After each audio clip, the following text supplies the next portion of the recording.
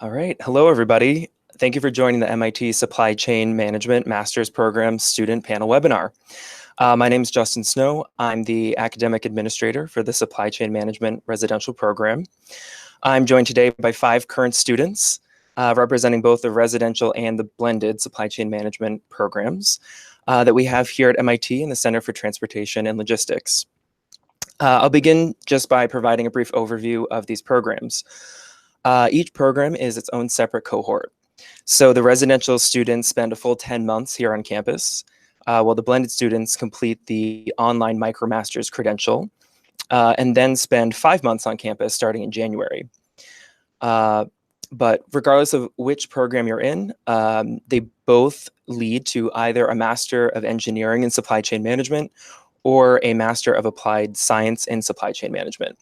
And they include intensive coursework, a research project, and a trek to visit logistics and manufacturing operations in either Panama, the Silicon Valley in California, or Seattle, Washington.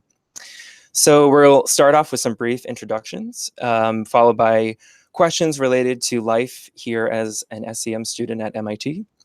And throughout the webinar, please feel free to submit any questions that you might have in the Google Hangout, and we'll do our best to answer your questions as well. So with that, I'll hand it over to Brian. Thanks, Justin. Hi, everyone. My name is Brian O'Donnell. I'm originally from Massachusetts here in the US, and I'm currently a member of the residential program. My position prior to MIT, I was a program manager on the innovation team at John Hancock Financial Services. They're a large financial services firm here in Boston. Hi, everyone. My name is Ge Li. I'm originally from China, Beijing. Currently in a residential program. Previous to this, I was a sourcing specialist leading new program introduction projects in Cummins.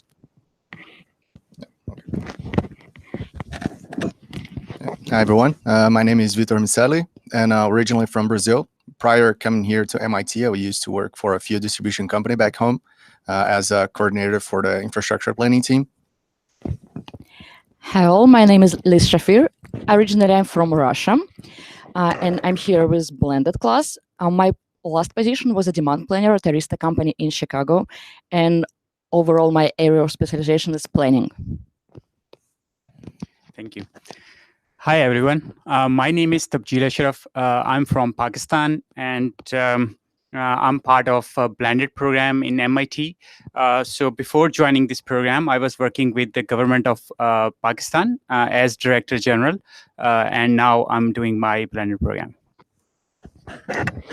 Great. Thanks, everyone. So I'm going to start off with a question. What led you to make the decision to choose the SCM program here at MIT? Ultimately, I'm here pursuing a career change. So prior to MIT, I was previously in the military. So I was a naval officer for 8 years. I actually did a grad degree in business up at Tufts. And then for the past 5 years, I worked at John Hancock. But kind of towards the end of my time there, I was kind of looking for just a change. Kind of my career path just didn't look too rewarding. And I kind of saw supply chain as an opportunity to kind of make a change and kind of, have a more rewarding career. So not having a supply chain background, I thought, and being in the Boston area, I thought it was a great opportunity to go back to school for a year, kind of get those core technical skills, and then transition to a role in supply chain management. So I guess for me, I'm kind of different. I kind of made up my mind to come to MIT for this program back in undergrad. So I guess my main goal is to broaden my knowledge over the quantitative aspect of supply chain, since I already got a business degree in supply chain back in Michigan State, which is also a top class program. So I guess my main goal here is to, because I've done enough qualitative studies back in undergrad, I wanted my master's study to continue furthering my knowledge over some quantitative analysis over operations and planning side of it. So this is my main goal of coming here at MIT for this program.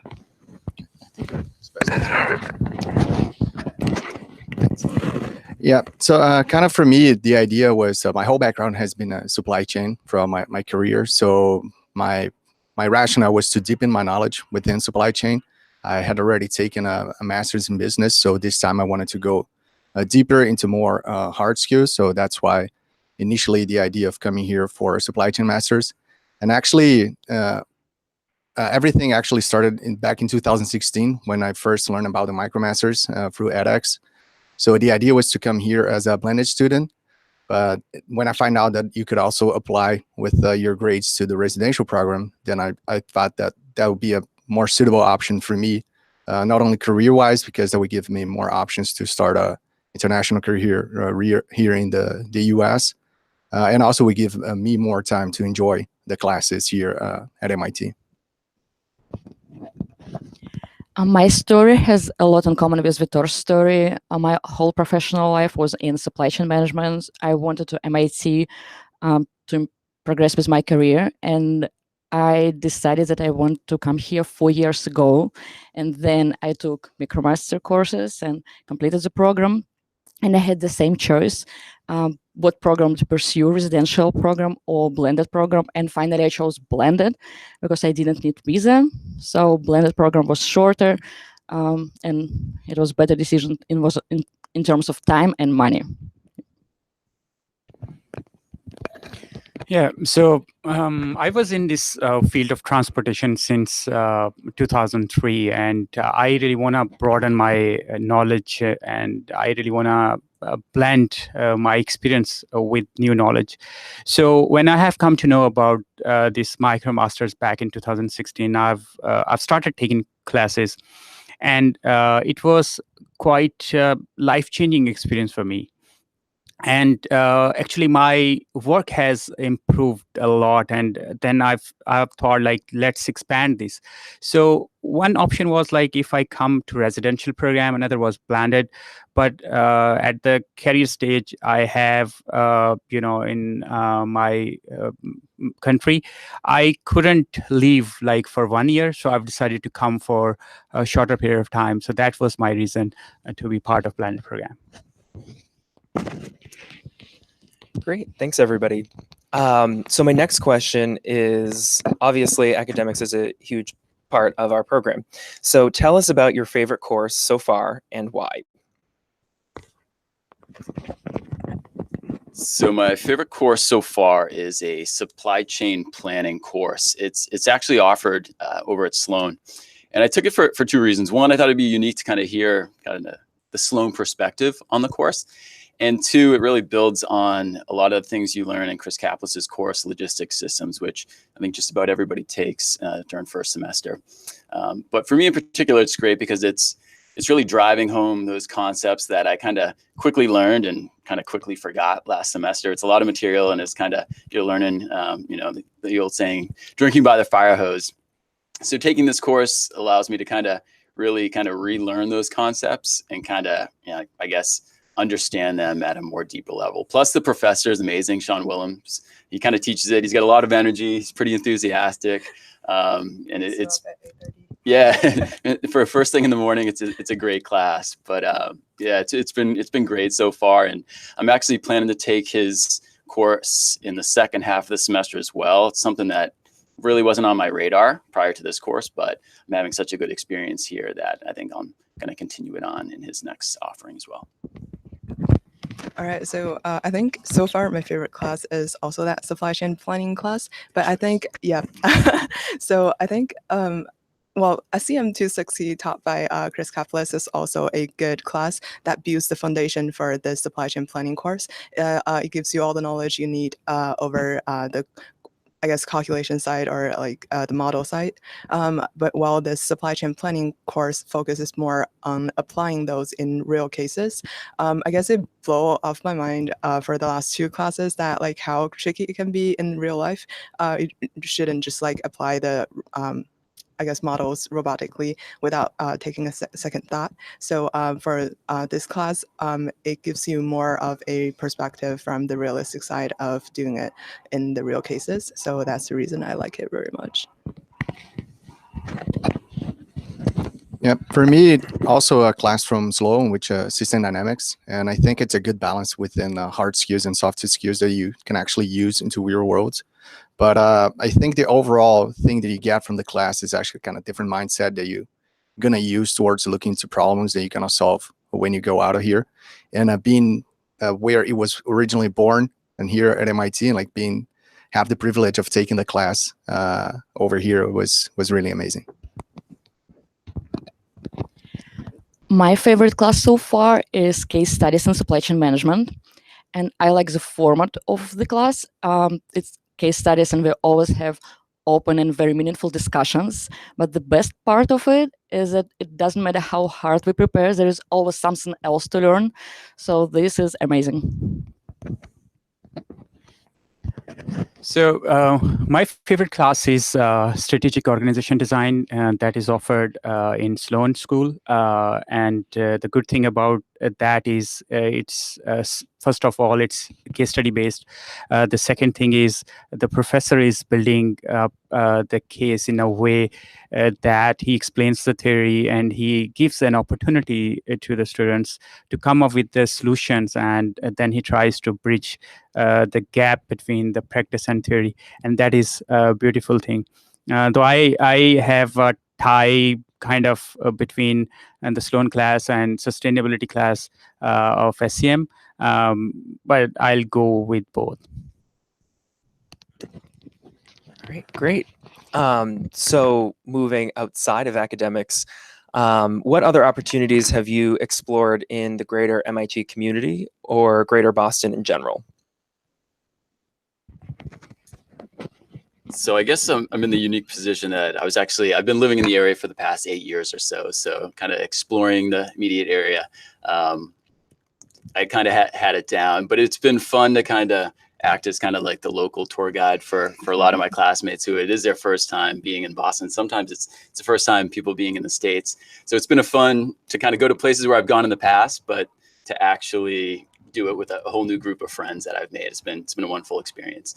And like, I guess more specifically to the program, or to like here at MIT, I'm a member of the program committee. So it's a small group of people that are either nominated or volunteer in the beginning of the semester.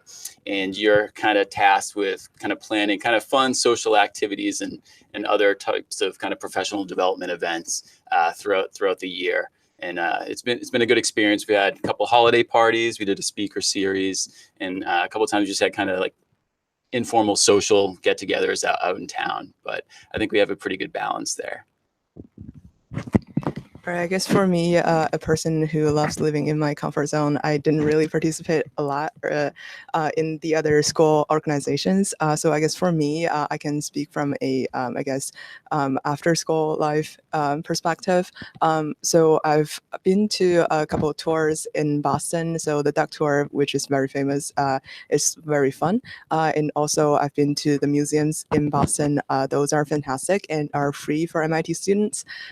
This is like a great fact. And there's something I haven't done yet, but for music lovers, I know you can get a ticket for a season of Boston Orchestra performance for only $7 or so. So this is like great as well as a student benefit.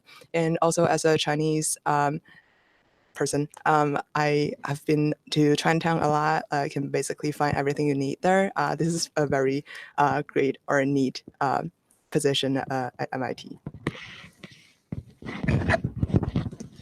Yeah, I guess like one of the great things of being here at MIT, there's so many things going on at the same time. So for example, you can be part of the Hyperloop team of a competition that he has here. If you guys are familiar with the project, you can build autonomous vehicle, electric vehicles. So like anything that's going on campus, you can be part of it.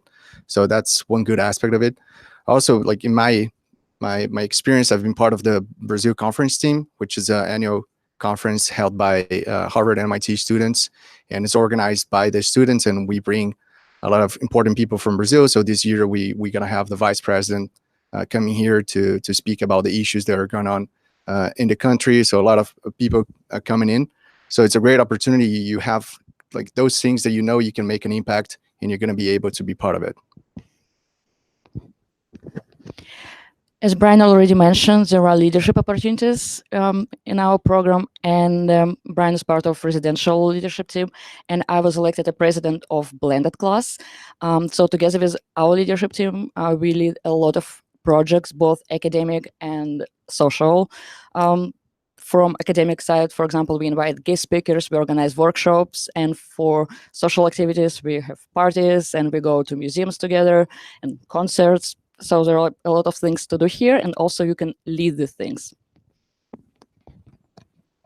Thank you. So I was there in MIT back in 2016 in SPURS program. So what I'm trying to do over there is like teaming up with these guys, arranging lectures on transportation and sharing my experience. As far as fun is concerned, so Duck Tour of Boston is very famous.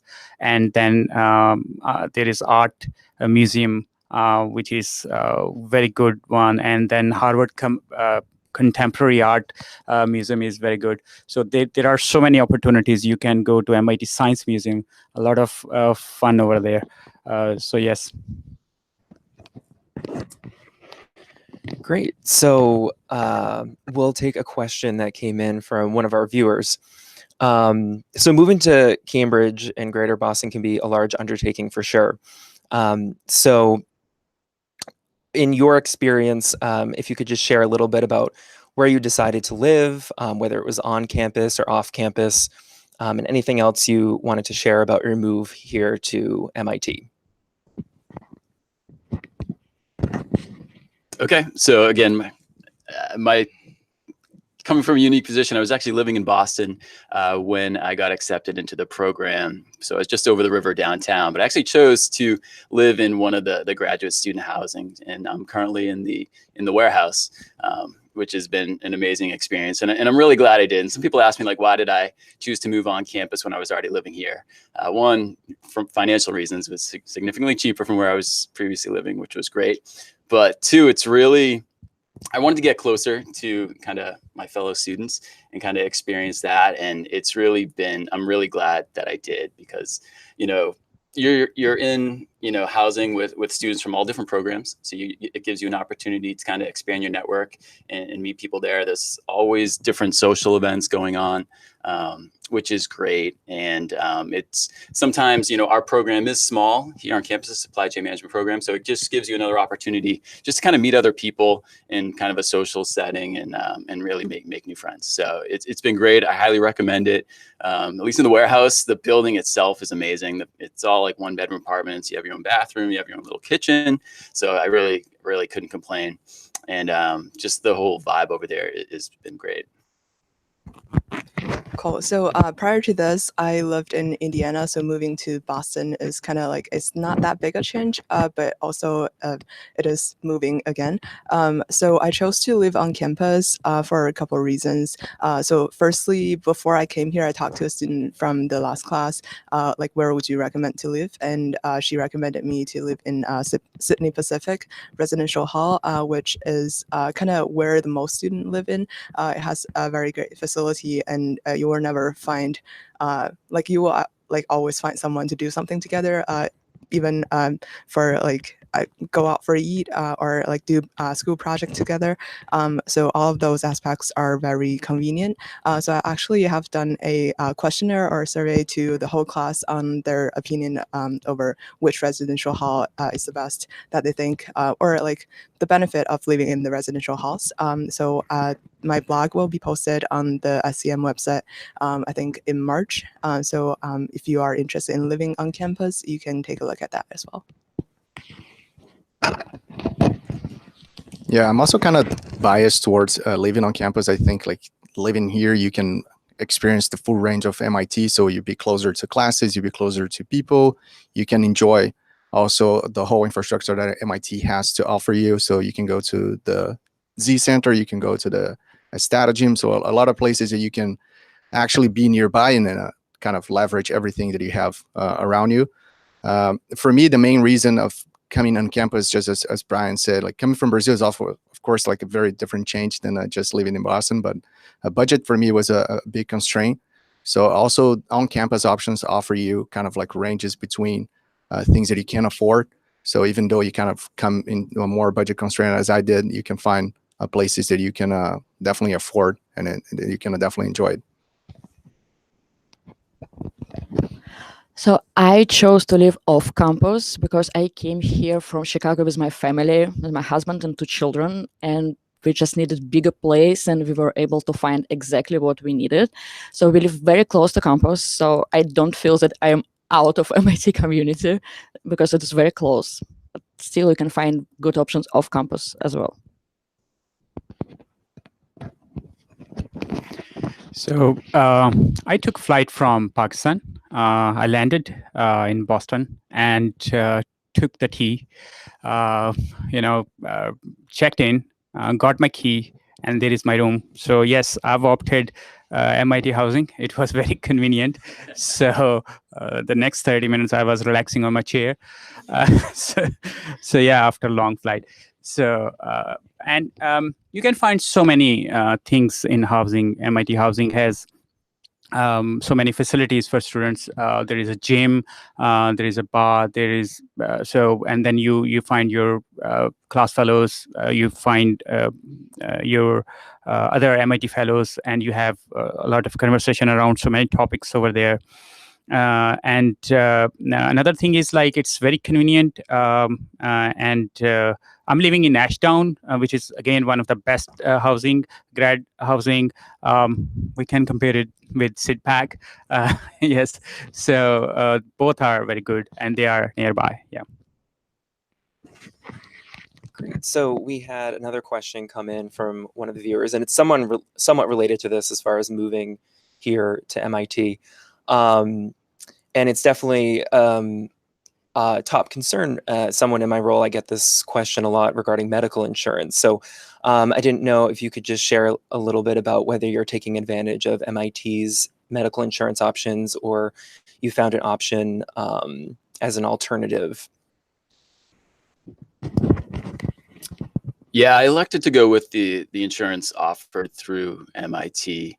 When I left my job last summer, I had the option to continue on their program, but it was way more expensive than the insurance that was offered through MIT. And when I did a little bit of research, it looked comparable. So I just kind of elected to go with that option, and it's been fine. Knock on wood. All right, so I chose to, I guess I opted not to take the MIT health insurance plan. Although I heard it's great because it covers a lot for people in our class who had just had a baby. It's like very convenient for them to just utilize that health insurance. But for me, who like, I don't know, don't really get sick very often, knock on wood. I chose to for a less coverage plan that's a little cheaper than what the school offers. Yeah, same here. Also opted for the MIT option. I didn't even look into some other options. I think like overall health in the US, it's kind of expensive, but the basic coverage you're going to get from your MIT tuition, and the extended version, which is required here at the Massachusetts State, you're going to have to pay a little bit more for it. But overall, it's been great. So I've been to the MIT Medical a couple of times, nothing serious, but like no charges overall. So far, so good. When I left my job before coming here, I could continue with corporate insurance, but MIT insurance was cheaper and with better coverage. So all my family used MIT insurance. I have explored few options like other service providers, but then I ended up on MIT insurance. I think comparatively it was better option, so I continued with that. Great. So as I mentioned earlier, when describing the programs, a large component is the research project. So I was hoping you all could share a little bit about what your project is and how you came to arrive at doing this particular project. So I'm working on a capstone project this year. The project is working with a large manufacturer of tires and wheels, And we're basically trying to understand the flows of those products from the manufacturer to the end customer and how we can best optimize those flows to kind of reduce costs. At the beginning of or last summer, you'll be, if you're a part of the residential program, all the companies that are sponsoring capstone projects will come in, they'll do their presentation, they'll present to you the kind of the problem, the background on the company, and then there's a bidding process. So everybody kind of puts their points for what projects they want to do, and then you're partnered up, and then you're assigned a project. So ultimately, that's how I ended up with this capstone project.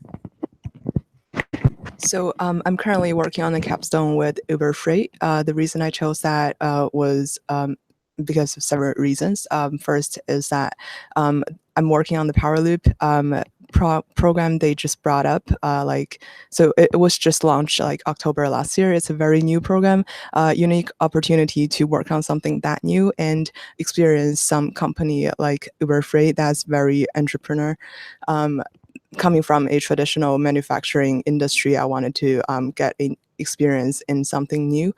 So Uber Freight was a great option for me to choose on. Yeah, I'm working for a U.S. manufacturing company. They manufacture those textile cutter machines, and they also provide the aftermarket service, which is basically spare parts. So we're trying to help them with the demand forecast for spare parts, which is a challenge, and also the inventory management part. So trying to kind of cover a little bit of the basics of their operations. And as Brian mentioned, like once you get here in the residential program, you're gonna have the chance to see a lot of interesting different projects that you can bid on, and everything that gets most of your attention, you can allocate your points in the bidding process, and hopefully you can work with that. So for the blended class, the process is a little bit different because we were expected to come with our own project that was a part of our application, and then only half of projects moves forward. And because we work in Paris, and I'm doing project with my partner. We are optimizing aggregate production planning for a contract manufacturer in China. So this is very exciting because this project allows me to know more about other countries and other companies. This is my partner project, and this is a company where she works. So I'm working on a project. So it's about incentivizing a no-rush delivery. So what we are doing here is that we are developing a logistic model, which is kind of giving us the kind of optimal solution for a delivery. And then we are trying to reduce the last mile delivery part, and we have a consumer behavior kind of part. So combining two things in one model, and we are trying to figure out like what is the right amount of incentive we can offer to the customers and consumers so that they change their delivery option. So it is we already have completed our model, and we are now collecting data from consumers. So and this project was offered by SCM. We haven't selected so my proposed project was not able to go through, as Liz has mentioned. So then I'm working with my partner. Great, thanks everyone. So I just wanted to briefly attest to these students shared about their capstone projects. So that leads to the Master of Applied Science in Supply Chain Management.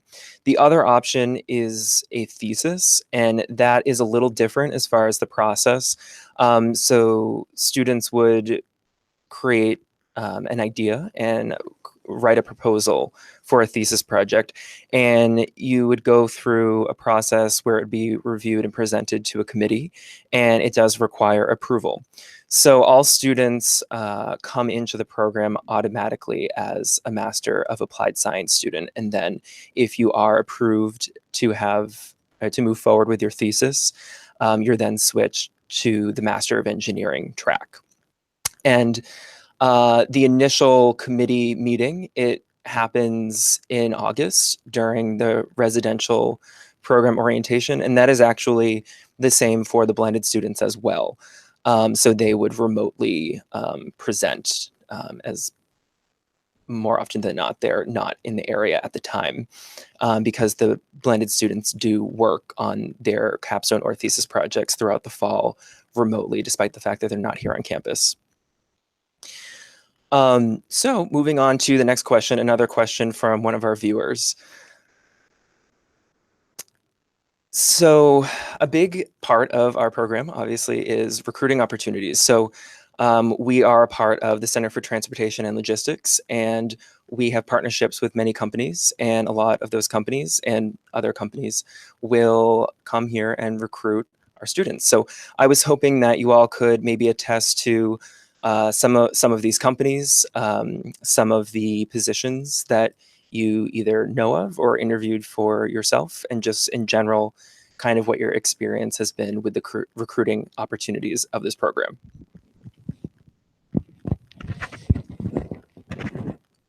Sure. So recruiting here at MIT, it starts really early on. So in the summer, at least for the residential students, during orientation, companies are coming in. So last fall, I mean, you guys can help me out. So we had a number of consulting companies come in, A.T. Kearney, Deloitte. I'm sure there's someone else that I'm missing, but there was a heavy consultant focus there. We also had Apple come in, and then they're looking for supply chain manager, planning, all sorts of other opportunities, and maybe you can probably guys gonna be working there, so I think she can probably talk a little bit more about her experience. That obviously Amazon came in, number of other companies. So Google came in, so they're looking, maybe Vitor can talk about that. So looking for like program management, technical program management roles, operations roles, planning roles. So it's a wide range of opportunities, a wide range of industries.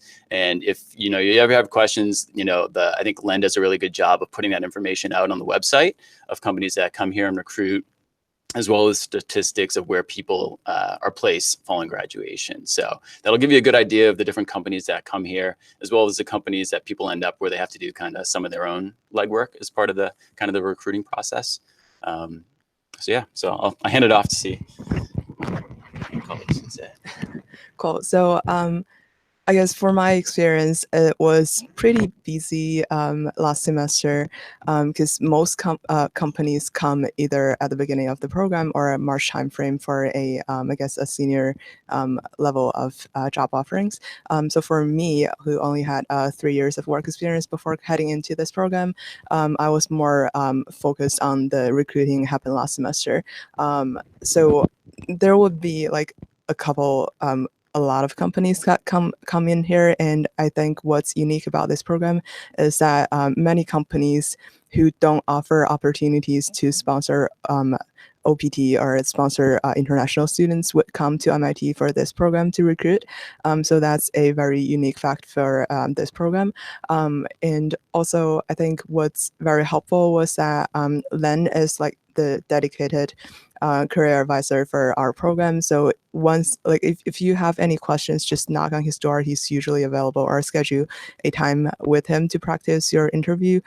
He will give very, I guess, good advice on how to revise your resume or improve your interview. So I benefited a lot from that, and luckily enough, I was able to locate a job offer last semester.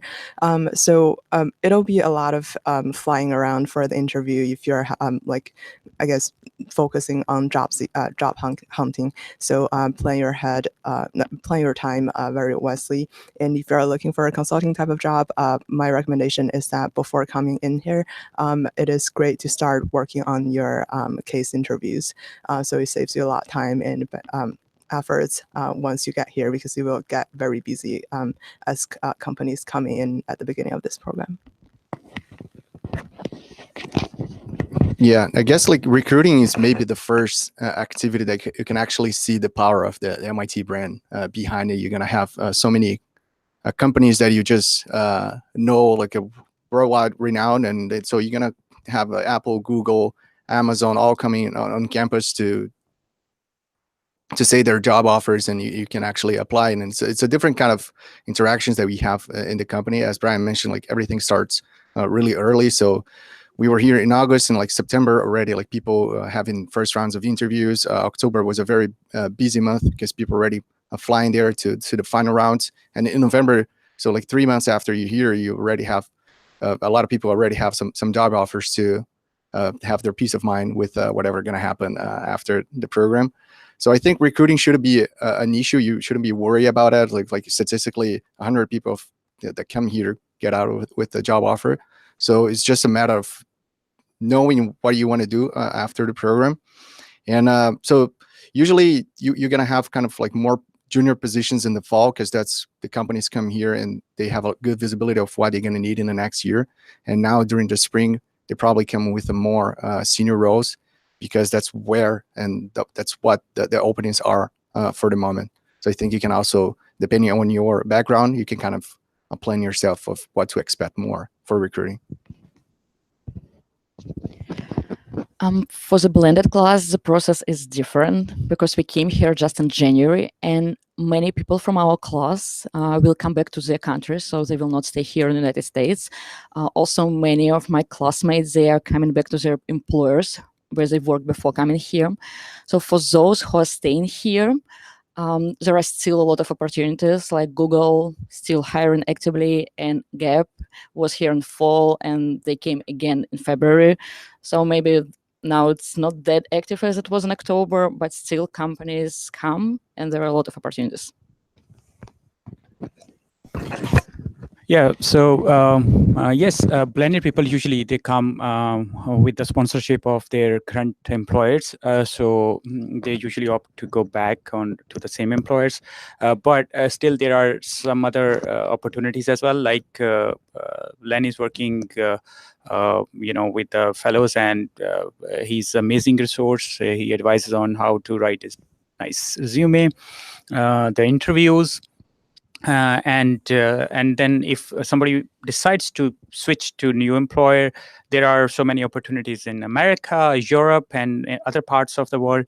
I want to mention one development partner, the World Food Program. They've come this January and for hiring. So yes, there are so many opportunities as far as recruiting is concerned. And just one thing I wanted to add, one of the things that's really unique, and I found that it was really cool, is that a lot of the teams that came to recruit actually had alumni from this program. So it's someone who had been in our shoes, either last year or years ago. So they kind of understand the situation that we're in, and was able to, it's great to kind of connect with someone, have that shared experience. Great, thanks again. So this question is somewhat related, and it's been somewhat attested to, but the question is the 10-month duration for the SCMR program, and of course, once the blended students arrive while they're here, what's the pace? How intensive is it? We don't have an internship or work experience piece to our program because the academics and the recruiting, as has been mentioned, is very intensive. So I was hoping you could maybe attest to and even go through, like, from orientation up until this today, your experience so far, maybe work-life balance, how you're managing your time and juggling all of what is involved with our program. Yes. No, it is intense. Obviously, 10 months is a very short period, and for the blended students, it's half that.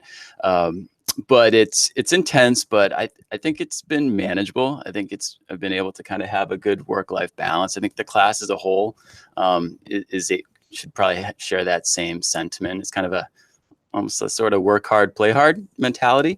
And the fall's busy. Obviously, you're taking a lot of your kind of core courses, and kind of your class selection's a little bit kind of restricted to kind of knock those out, and you're just kind of getting introduced to kind of your capstone. So that's kind of slowly getting underway there, and that will kind of ramp up throughout the rest of the semester and then into next semester. So the fall was certainly a busy time period, but manageable. The break, enjoy your break as much as you can. Maybe work on your capstone if you have some time. That'll kind of make things a little bit better in the spring.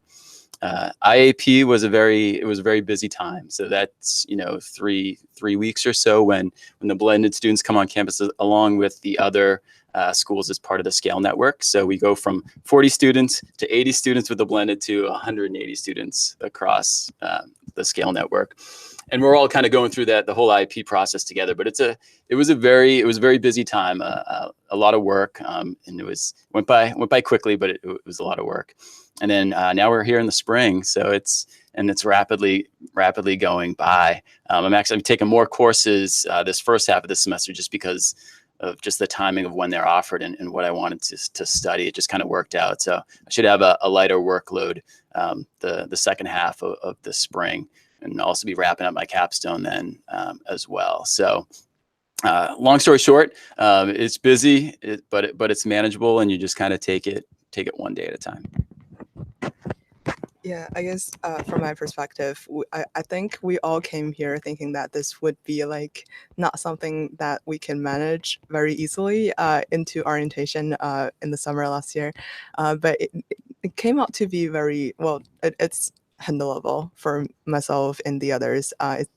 During orientation, like I think everyone started very nervous, like trying to get out of our comfort zone to know each other, like remember each other's names and know them more. But it all came very smoothly in the orientation, so there's no need to be panic before you come. So everything was so set up for this program. So in overall, the process was smooth, and the workload just added itself like little by little. So I guess all of us were hoping that we can still get 8 hours sleep here. Didn't happen to me, but I guess it's okay in general. Like I used to thought I need a lot of sleep, but here like there are more exciting things going on that keeps you awake. So that part was okay. I guess one general advice during IEP is that you will not have time to work on your capstone. So don't like count on that 1 month to do your work. So do some work ahead of time so you feel more comfortable during that time frame. Yeah, definitely it is intense, especially I think for myself, the fall was a very intense semester, mainly due to recruiting. So you get to fly to some other cities. On top, you still have to manage your homeworks, your midterms, your finals. So like everything happens at the same time. And I think that's like the bad side of being just a 1-year program. Like everything has to happen within the 10-month time frame. So it gets intense, but I never put an all-nighter or anything like I managed to sleep. So once you get your things organized, it should be fine. But yeah, my advice, like definitely enjoy orientation. It's a very relaxing time. The weather is still very good. So like enjoy while you can. The fall, expect some very busy moments happening throughout the semester. Enjoy December, going back if as myself, you're from abroad, like going back home. Enjoy your time back there because January again is going to be very busy. And in spring, I think that the good part of being also in the residential, so you had the experience of your first semester, so you kind of know how things are going to go from there. So you kind of organize yourself a little bit better. So hopefully I'm going to suffer a little bit less during the spring semester, but don't worry about it. You're going to be fine. Schedule is definitely intense, but it is manageable, and good planning helps a lot. We used advices from last year graduates how to handle all this workload. Also within our class, we shared best practices, how to plan, how to use calendar and to-do lists. So if you plan, it's easier to stay on top of everything. And another thing is about how to manage work-life balance. So I have a family here. It is very important to have time for a family. And MIT has a lot of family-friendly activities. So I can combine time with my classmates and with my family. We can go to MIT Museum all together or have some social event where families are welcome. So it is manageable. Yeah, so it is intense a bit, but it's manageable. So we've arrived in January. Second day we were having exam. So yeah, it was like where orientation was fun. So, and then we had January. It was super busy, 180 people, but it was fun as well to work with so many people. Spring is manageable. January was a bit intense, but now we have learned our ways to manage work. I'm actually writing one blog on my arrival in IAP and the storm. So I would advise you or recommend to you to read that on the very experience of IAP. And I just wanted to add one thing that just kind of has made it more manageable for me is just kind of like the nature of the class. It's a very collaborative, helpful environment. So if you're ever like stuck on a problem, there's no shortage of people that are willing to help and have the answers and the knowledge to kind of help you out. So that's something that's like, it's not cutthroat. It's not super competitive. People are willing to help. And like from day one, Bruce told us, he's like, you are not competing with each other. He's like, you guys are a class. He's like, I want all of you guys to start as a class and to graduate as a class. He's like, I don't care how anyone does individually. And I thought that was something that was, really stuck with me, and it's really held true throughout this year.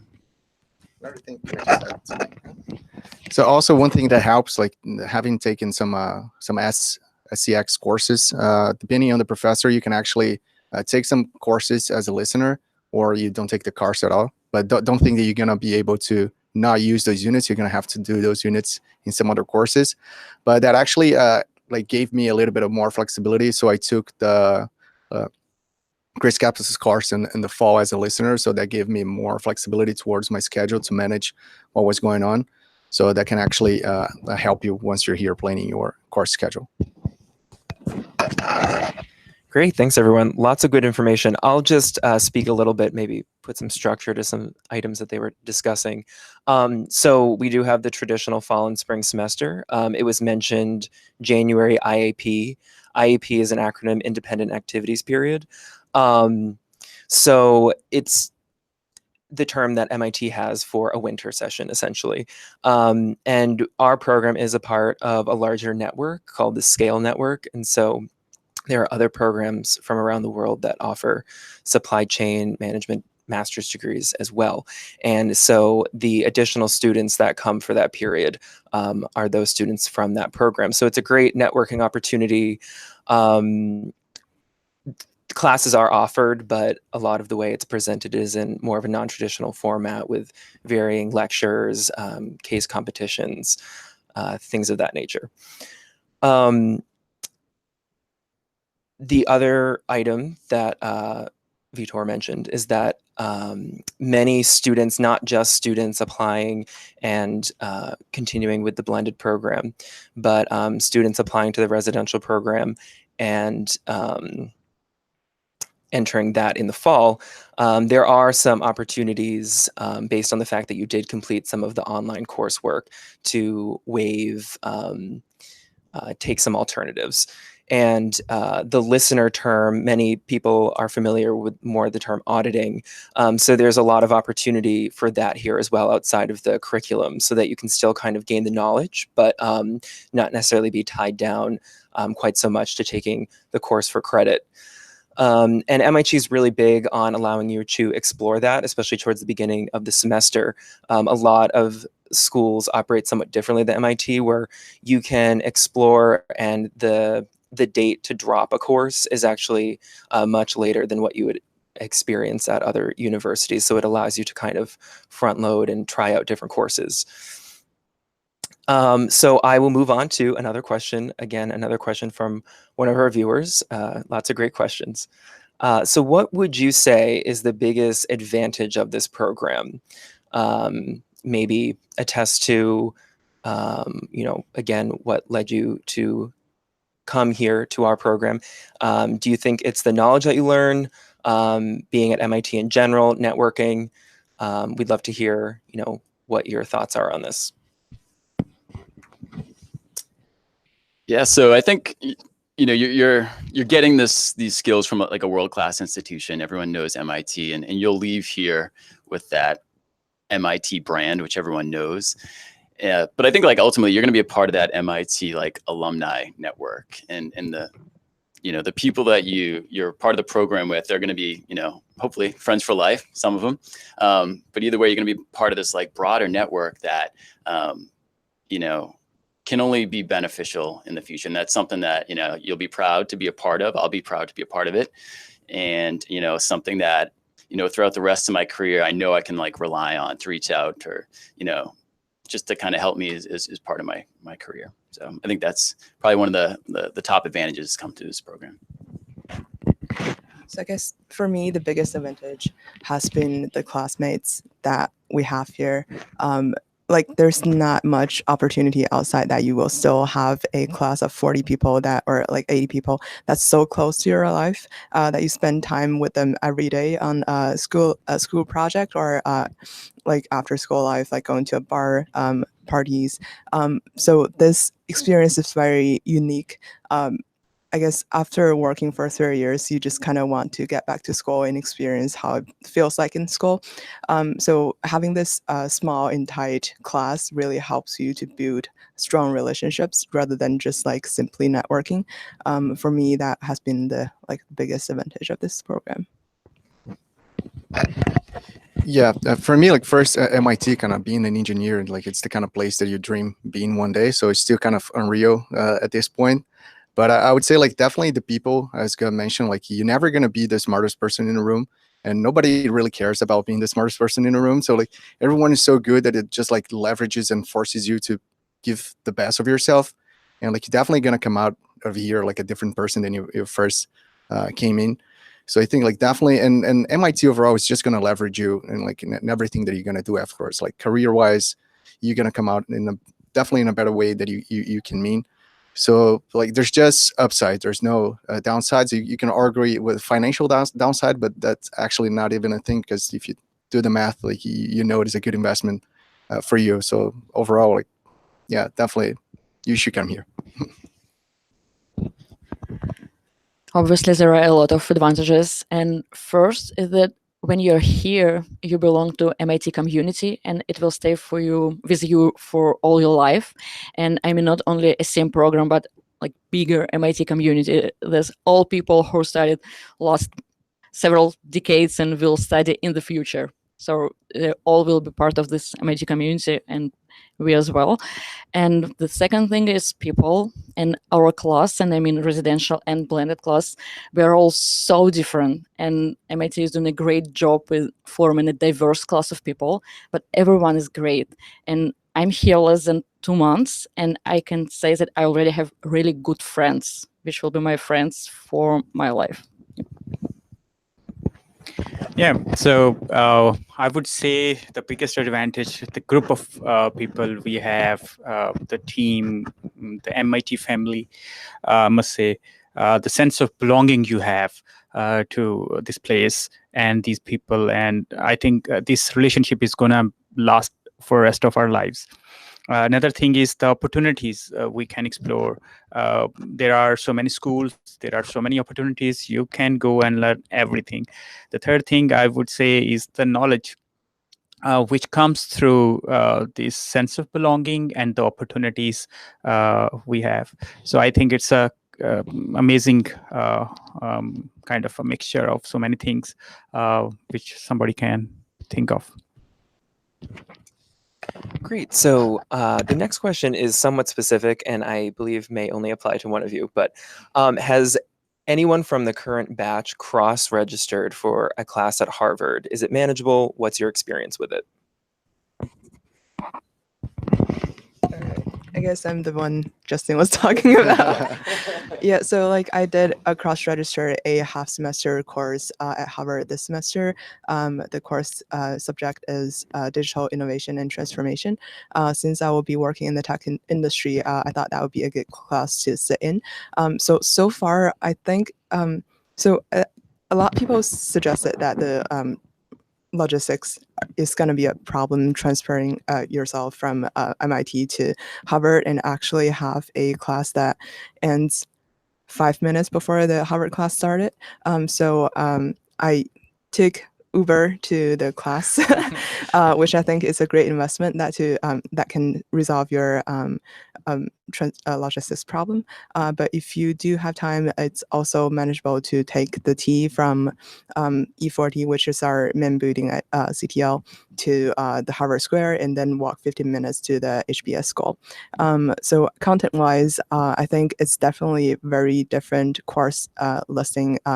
They are mainly focused on the case studies. So you definitely spend a lot more time reading the cases, but those cases are very interesting as well.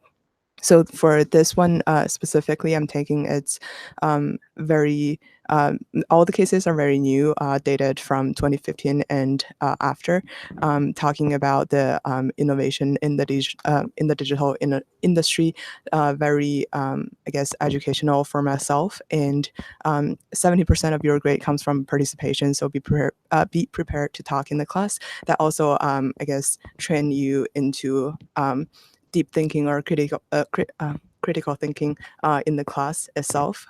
This is has been a very I guess rewarding experience for myself, and a benefit being an MIT student to be able to cross-register at Harvard for free. Great, thank you so much. So we have just a little bit of time left, so I want to ask one last question. So we attested to, obviously, these are condensed, pretty fast programs. I know the blended students are only here for a month and they have to apply to graduate, which is pretty crazy. So we do have a very strong alumni network. So I was hoping that maybe you could just briefly attest to maybe some of the interactions you've had with alums so far. And maybe, since you'll be alums in a few months, maybe something that you would plan in the future.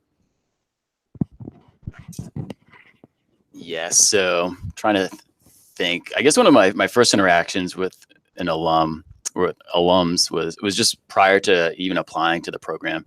So I reached out to two different people who had graduated a few years ago, and just kind of talked to them, told them my background, what I was interested in, and then I just kind of asked about their experience in coming to the program, and then their experience in transitioning back into the working world after graduation. And both people were they were super helpful, and more than willing to help. Even at that point, I was just a prospective student, but I had a really positive experience through those conversations.